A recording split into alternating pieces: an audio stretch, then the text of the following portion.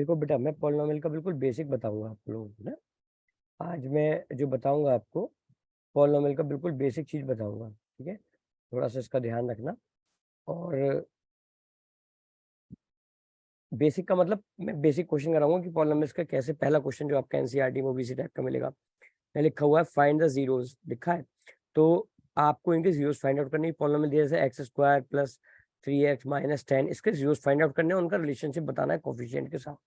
देखो कैसे करते हैं इस क्वेश्चन को। सबसे पहले क्या लिखते हैं हम, सबसे पहले पॉलिनोमियल लिख लेते हैं। हमें पॉलिनोमियल दिया हो पी एक्स, तो मैं लिख लिया P x is equal to x square plus 3x minus 10। ये आपको जो भी पॉलिनोमियल दिया था वो आपने लिख लिया। अब पॉलिनोमियल लिखने के बाद आपने क्या किया, यहाँ पे इसकी आपको वेरिफिकेशन भी पहले जीरोस निकालने हैं इसके। ठीक है, तो आपने क्या किया, स्टैंडर्ड फॉर्म में कैलकुलेट, इसे स्टैंडर्ड फॉर्म में ऑलरेडी लिखा हुआ है। अब स्टैंडर्ड फॉर्म में लिखने के बाद इसको हमने क्या किया है, पहले हमने इसके मिडिल टर्म स्प्लिट किए। तो आपको पता है -10 लिखा हुआ है। -10 हमें पता है, हम इसको अगर स्टैंडर्ड फॉर्म से कैलकुलेट करें, वो करें कंपेयर, तो ax square plus b x plus c होता है। ए क्या है, ए होता है एक्स स्क्वायर का कोफिशिएंट। तो एक्स स्क्वायर का कोफिशिएंट यहाँ पे कुछ नहीं है, तो ए को मानते हैं हम 1, मतलब 1 होता है वहां पे। वी कितना है हमारा, प्लस का 3, और सी कितना है बेटा, माइनस का 10। ठीक है, सी कितना है, माइनस का 10 है हमारा।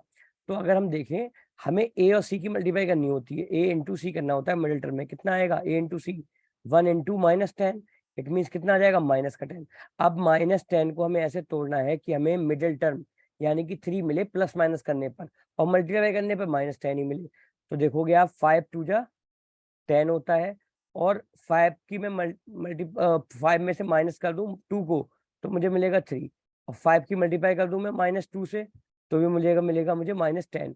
यानी कि 5 -2 मल्टीप्लाई करने पर तो -10 मिला, और 5 में से 2 को माइनस करने पर 3 मिला।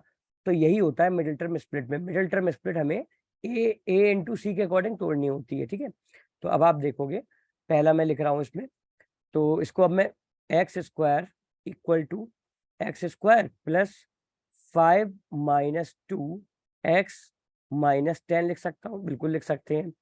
Equal to x square plus 5 की मल्टीप्लाई एक्स से 5x माइनस 2 की मल्टीप्लाई एक्स से 2x माइनस 10। ठीक है, इन दोनों में क्या कॉमन है, इन दोनों में कॉमन है, दिख रहा है आपको x कॉमन है। क्या कॉमन है, x। तो अगर x कॉमन आ जाएगा तो एक्स स्क्वायर में से एक x बचेगा, यहाँ 5x में से x कॉमन आ गया, तो क्या बचा, केवल और केवल 5। माइनस का साइन होता है तो माइनस का साइन लगा देते हैं।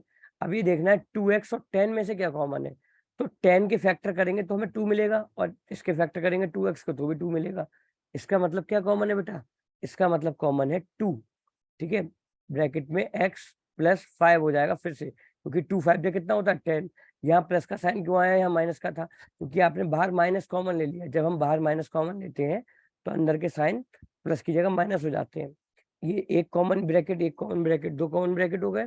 उसके बाद आपका आता है बेटा, ये एक कॉमन ब्रैकेट आपने ले लिया बाहर, x प्लस 5 अलग लिख लिया, और x को साथ में लिखते हैं -2 को, यानी कि x माइनस 2।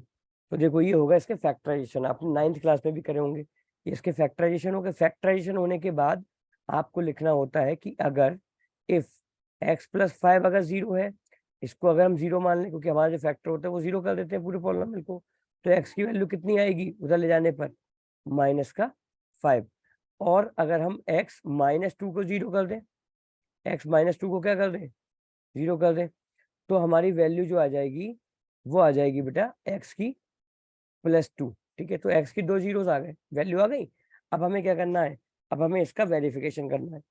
तो वेरिफिकेशन के लिए जीरोस तो ये आ गए दोनों, वेरिफिकेशन के लिए क्या करेंगे हम, सबसे पहले यहाँ लिखते हैं हम सम ऑफ जीरोस। क्या लिखते हैं, सम ऑफ जीरोस। तो सम ऑफ जीरोस का फॉर्मूला आपको पता है क्या होता है, माइनस, पहले आप बी अपॉन ए भूल जाओ, ये जो जीरोस आए इनका सम करो, तो इनका सम करोगे माइनस का 5 प्लस का 2, कितना आया सम, 3 आया। कितना आया, -3। और आपको पता है आपके पास फॉर्मूला भी होता है, क्या फॉर्मूला होता है कि माइनस और कॉफिशिएंट ऑफ एक्स स्क्वायर। तो देखो एक्स स्क्वायर का कॉफिशिएंट क्या है, वो कॉफिशिएंट ऑफ एक्स, तो माइनस में कॉफिशिएंट एक्स का कॉफिशिएंट क्या है, 3। तो coefficient of x upon coefficient of x square. तो देखो अब हमें पता है -3, माइनस की वैल्यू लगा दी, कोफिशिएंट एक्स का कितना है 3, और अपॉन कोफिशिएंट एक्स स्क्वायर का कितना है, एक्स स्क्वायर का कोफिशिएंट 1, ए 1 हो गया, उसकी वैल्यू भी क्या आई -3, यहाँ पे भी -3 आई, यहाँ पे भी -3 आई, और इधर भी -3 आई। तो ये हमारा हो गया सम वेरीफाइड। क्या हो गया, वेरीफाइड हो गया सम। अब प्रोडक्ट को वेरीफाई करेंगे, तो यहाँ लिखोगे product of zeros, product of zeros is equal to क्या होगा, -5 इंटू 2, -5 इंटू 2 क्या आ जाएगा, -10।